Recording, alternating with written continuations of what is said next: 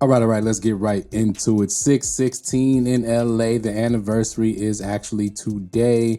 Of course, Kendrick dropped this a year ago on May 3rd at 6:16 in the morning. And as I look back, I realized this was Kendrick giving Drake his final warning bars. I think that when I go back and listen to this and I go back and listen to my lyrics explained, the link will be in the description and at the end of this video. There was a lot of reaching going on, but not too much at the same time.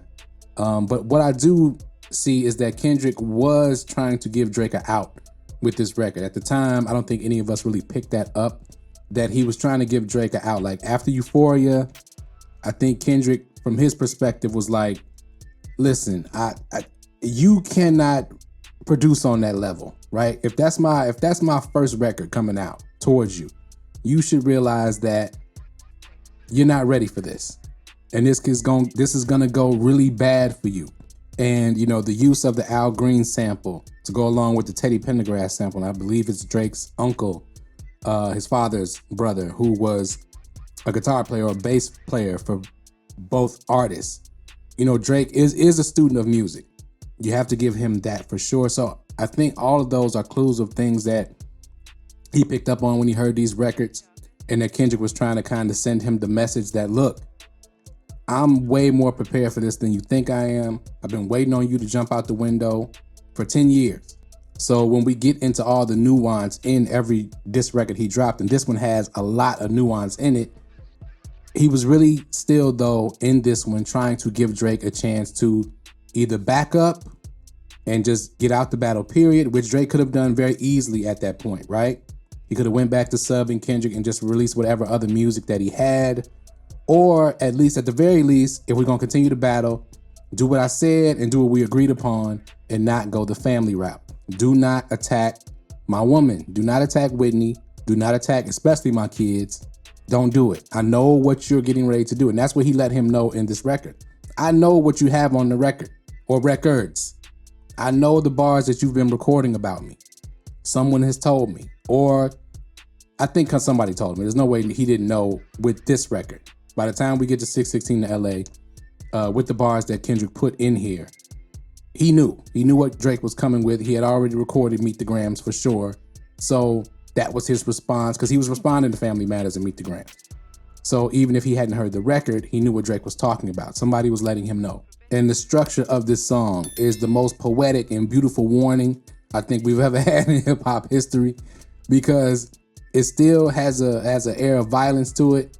But Kendrick is definitely taking the route of, he's getting ready. He's the righteous man about to go to war, right? And in that first part, especially, you know, the Off-White Sunseeker at the Marina, F a Phantom, all that, when he's rapping as himself and Drake at the same time, is, again, he's starting it with a display of ability. Then when he gets into the song, the singing part of it, I should say, you know, when he's not only explaining who he is and why he has to do what he has to do. I think this part is specifically not only explaining to Drake, not that he cared to explain to Drake, but explaining to the fans once we catch up to what he was saying and what he was doing and what was getting ready to happen. You know, now that we look back, we can see that he was explaining that, look, I'm going to have to do something to an artist, to this artist in this battle.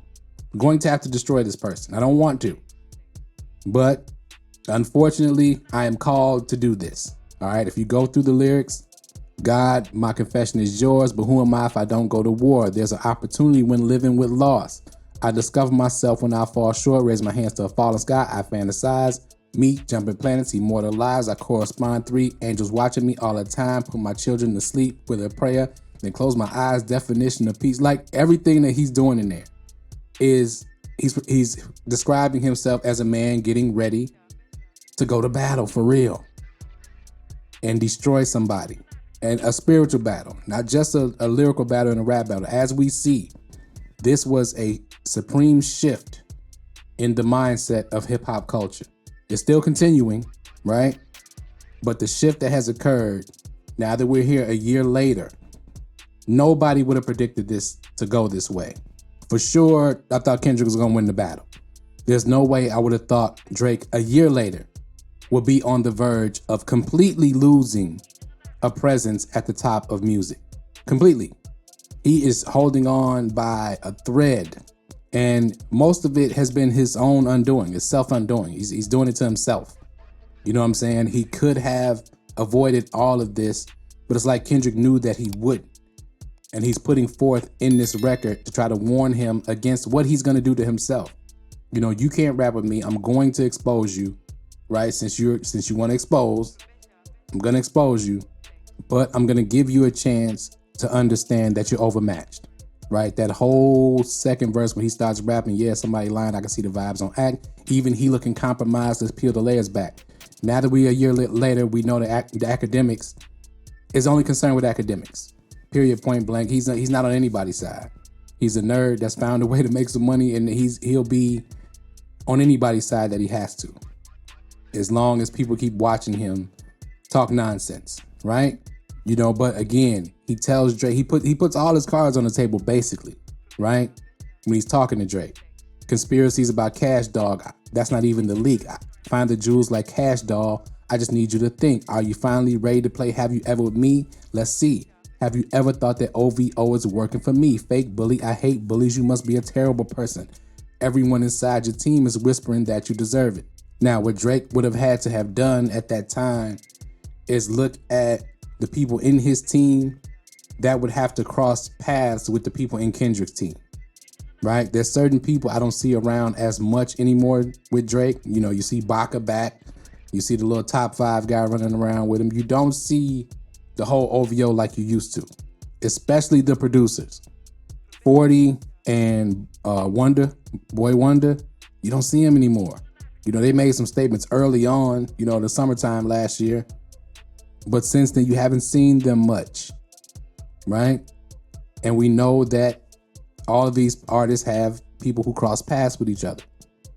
The fact that Kendrick was trying to really get Drake to understand, look, I'm gonna give you this chance, because if you don't take this opportunity, it is over. That's what this record was about. This is not even a battle record. It's a peace offering, which is insane in a rap battle. It's the first peace offering, I think, in hip hop history, right? In battle mode. And I think Kendrick knew that, look, this is a spiritual test for you. That's why he took the spiritual route with the release of it, the timing. You know, I explained all that in the first Lyrics Explained. Just check that video out. I'm not gonna go through that whole thing, 'cause it's a half hour at least. But throughout all this, he's telling them, look, this is a test for you. I understand that this is a spiritual test for you. I'm gonna succeed regardless.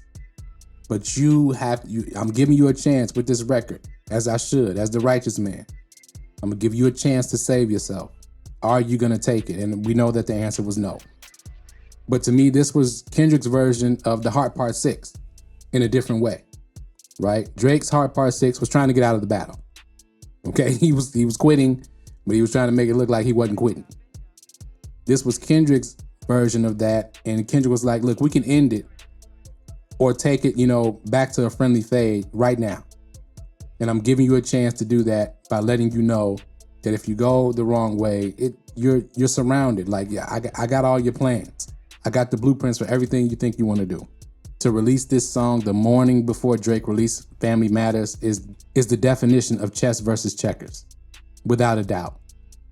And looking back on it, this is a criminally underrated record, not only from a lyrical standpoint, not only from a creativity standpoint, not only from a structure standpoint and a soundscape standpoint, but from a strategy standpoint and from a righteousness standpoint. Like, he gave the guy a chance to save his career. He just didn't take it. The enemy, his nemesis, he gave him a chance to save himself, and he didn't take it.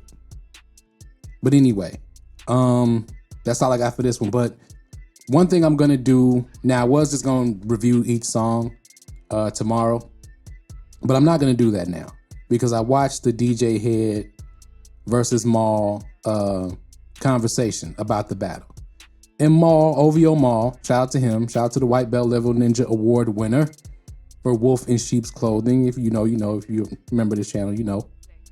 But Maul made me mad. And like I said, I have people who are Drake fans, and shout out to my poker buddy because he uses this all the time as well.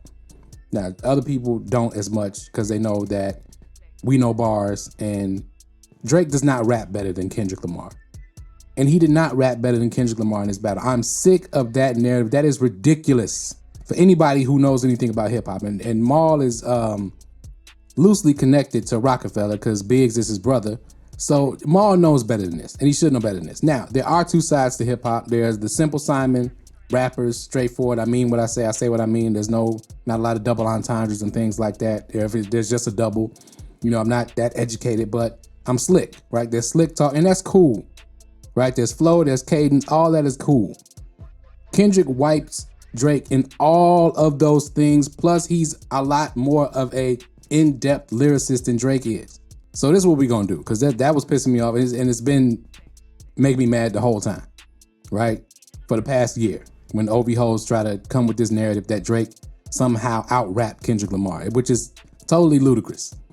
I also have a lyrics explained on the way for Look Out for Detox, which was Kendrick's really introduction to a lot of people. It was his introduction to me as well.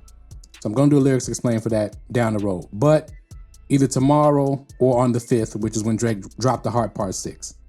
I'm gonna take Family Matters and the Heart Part 6, which is Drake's best lyrical efforts in this battle. And then I might put a poll up and let the fans decide which Kendrick records I should use for the lyrics explained. Right now, I'm thinking I'm gonna use Not Like Us, even though that's not lyrically heavy. It's lyrically heavier than what Drake was doing. And then I think I'm gonna use Euphoria, which is unfair, but this is what we gotta do since we're saying that Drake can rap better than Kendrick, or rapped better than Kendrick during this battle. That's ludicrous. And shout out to the legend Ludacris, by the way, since we're talking about lyrics and all that. And look, Drake can rap. Drake is a great rapper. He has been since 2008, 2009. He can rap. Does he write everything? No, we know that by now. But he can rap. He cannot rap with Kendrick Lamar. Just because you can rap don't mean you got to be the best. He's not in that category. He's not in that class to me. He's a step below the best rappers. And this really shouldn't even be a conversation, and I shouldn't have to do this, but we're going to do it. So be on the lookout for that. Check out the original lyrics explained if you've never seen it, for 616 in LA that I did a year ago. Shout out to the comments. It was featured in the comments. I do that with lyrics explained, especially back then I was doing it for every battle song. I'll do a part 2 featuring the comments, things that I missed that people added. So all of that is in there on that video. You'll see the link. Should be appearing on the screen here real soon. Be on the lookout for what I just said. Hit that like button if you haven't hit that like button yet. Hit that subscribe button if you're not subscribed. Share this video. Tell a friend to tell a friend. Thank y'all for watching as always, and we out.